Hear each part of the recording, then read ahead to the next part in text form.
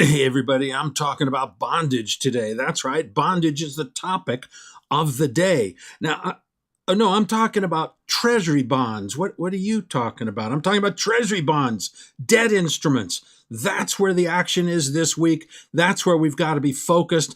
The stock market's still teetering. Hey, I'm Courtney Smith here with this week's edition of TradeSmith, the video weekly newsletter.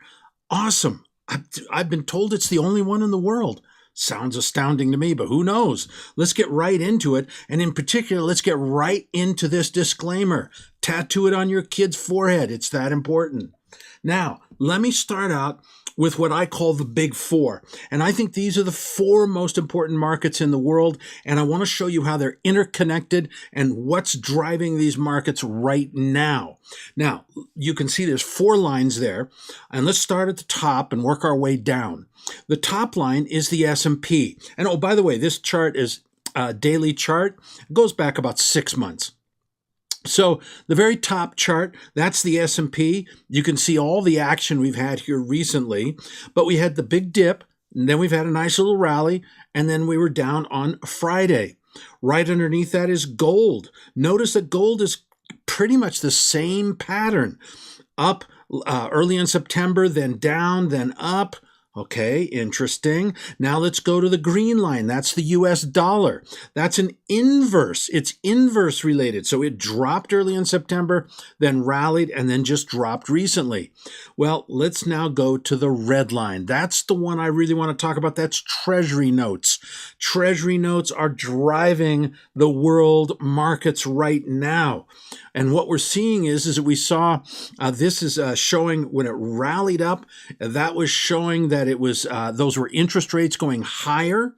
That's when the red line went up. That shows interest rates went higher. And now interest rates are coming back down again. And that is what's causing all this action. So interest rates move down. What does that do? Make stocks more attractive, gold more attractive, and the dollar less attractive. And notice that it's leading those other markets, not lagging. So I'm telling you, even though we're mainly talking about the stock market, its bonds are the critical market right now. We are wrapped up in bondage right now, and we need to be focused there. But before we get into bonds, let's take a look at the stock market. Here we see a lot of action here. Couple things really interesting. Last week, I said we'd probably go up and fill the gap that we made in early September. We did that, and we did it actually in a very powerful form. On Thursday, we gapped up, leaving an island reversal. An island reversal is formed when we get a gap down, which occurred in early September, and then we got a gap up on Thursday. And that's a bullish formation on the S&P 500. But on Friday, we came down and filled the gap we left on Thursday. Oh my God. Now this is starting to be a mind twister. So normally we would have to just say, if I look at pure chart analysis, we got to wait till Monday to see what's going to happen. But look at what's happening with the purple predictor. It's still weaker than the price up top. And so right now my bias is still to the downside. But look, my job is not to be a great prognosticator. My job is to make money. So we're set up for our fully paid up members to make money, whether the market goes up or down. I don't really care. Right now, I'm going to bet on the downside for a little bit longer, not much longer. Let's go into why, other than the purple predictor. Well, the Dow Jones is weak. We know that. We know the action's been over in the NASDAQ. I've been talking about that. Here's why I'm a little bit bearish. We got the island reversal here, but we made new highs. We made new highs on Wednesday, Thursday. That's pretty strong price action. But notice that the RSI, which is the green line, did not make new highs. So that we would call an RSI or momentum divergence, and it's bearish. It tells us that the NASDAQ, which has been the leader in the market, is going to be selling off this week. That's not to say we're going into a big bear market. Let's not get wound up here. But it does mean that the leader is fading, and that's not good for the market. So look for this week to fade and move lower. Seasonality, Normally, I would say it's neutral, but once again, we're seeing that same RSI divergence. And so that suggests that maybe we'll drop off another week, something like that, maybe two. How will we know? Well, a good way is to look over here. I'm still sticking with the blue line. That tells us that the market will stagger lower until mid or early October. Well, that's only a week or two away, so big deal. Then I'm going to turn aggressively to the bull side. We'll look at the situation then, but then the seasonality turns sharply bullish from October into December. So then I'm going to get all wound up again. All right, yield curve, no new story here, just not making it so we can have an explosive bull market. Asset allocation drifting sideways, who cares? The risk indicator, it's not going anywhere either. So these are not giving us clues as to the future. Global shares popped up, looking pretty good. Really don't want to be as involved in them as I want to be in the U.S. stocks. The only place I really want to be is in Japan. DXJ is a great ETF. It hedges out the yen risk. This one here, EWJ, keeps the yen risk in here, but get yourself focused on some of these Japanese stocks. That's the place where I want to be as the BOJ, the Bank of Japan, starts to ease dramatically. Watch for that to happen. They made the big announcement last week, and now they're going to put it in place, and that's going to be bullish for Japanese stocks. Now, bonds. Back to the bondage. Here we have Treasury Notes, which are 10-year bonds, basically. And once again, we got a very, very complicated story. So let's just take it from the top.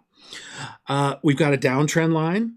Then we have the horizontal line. That's technically a descending triangle, which is bearish. And in fact, we broke down, hit the objective. And so in a way, we can almost ignore it. We got the island reversal here inside the purple box. We rallied up. We hit the bottom of the descending triangle and then sold off a little on Friday. Normally what should happen? We should sell off some more. So if we sell off some more, that coincides with the momentum divergence in the stock market. So I'm going to mildly call for the market and the bond market to sell off. In our fully paid up members, you know we're short bonds right now. So I am talking my position a little teeny bit. Okay, bond key factors. Really, I've got two down arrows, which is actually bullish. It means lower interest rates, and one factor pointing up down at the bottom. Now, the one at the bottom is the most important one. That's the 10-year yield over in Germany. All right, the dollar. I still don't want to trade this. I've got no position. I don't care. If bonds are going to go down, in other words, interest rates go up, then this will turn back to the bull side. And you can see that a breakout above 96.25 would be my trigger, looking for a move back up to 97.50. But right now, I have no position, and I don't really want a position. That's a mess. Gold, this is actually starting to look a little bit bearish here. This would be probably a descending triangle. The highs are getting lower, which shows that the bears are showing good force, good power in the market. The bulls, they're coming in down at 1310, but they can't push the market higher. All in all, it's still a mess. We're trading the same prices we were in late June. This is a market to stand aside on until we get a clear breakout or until the fundamentals change. And right now, they're not changing. Short-term key indicators, generally sideways, which is, you can see in the price action, that's exactly what's happening, except for the bottom indicator. Now, oil, I got to start getting more bearish. Now, once again, we got another descending triangle here. That's bearish. Why? Because if interest rates go up, the dollar goes up, oil goes down. I think that what we're also seeing is that the fundamentals here are turning a little bit more bearish. We got all the bullish news, which is great, but now, I don't want to trade this either. I am short some oil stocks, but I'm not real keen on being short oil stocks. I'm making some money, but no big deal. And, of course, all you freebies, you really should become fully paid up members because that's where the cool kids are, all right? The cool kids are hanging out over on that part of the school cafeteria, and you need to be there too to get those super cool stock and options recommendations where I give specific buys and sells. It's a peanut, less than a Starbucks coffee every day.